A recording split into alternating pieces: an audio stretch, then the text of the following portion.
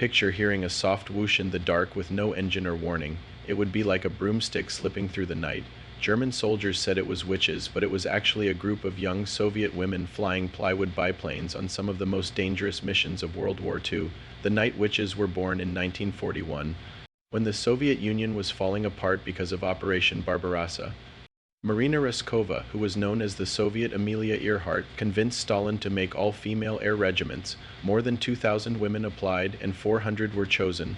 Most of them were barely out of their teens and had to go through grueling crash course training at the Engels School of Aviation while dealing with open skepticism, harassment, and uniforms that were too big for them.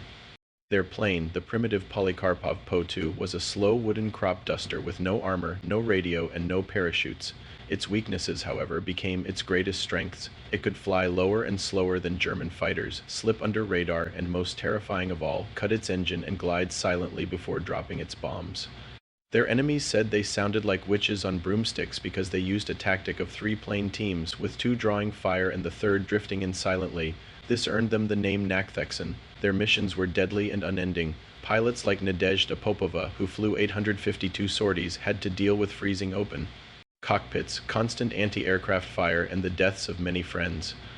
At the same time, women in the 586th Fighter Regiment, like Lydia Litviak, who was known as the White Rose of Stalingrad, became some of the world's first female fighter races before being killed in action.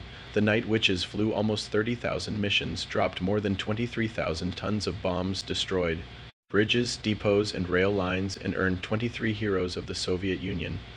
However, 32 of their own died, and their regiment was left out of the victory parade because their planes were too slow. But their legacy lives on: young women in canvas-skinned biplanes who turned disadvantage into terror, bravery into legend, and who, as Popova thought about it later in life, still seemed unbelievable even to themselves. Sometimes I close my eyes and imagine myself in that little bomber, and I ask Nadia, "How did you do it?" If you want to read more stories like this one about battles that were forgotten, heroes that were hidden, and things that history books leave out, please like, follow, and tell me what you want me to write about next.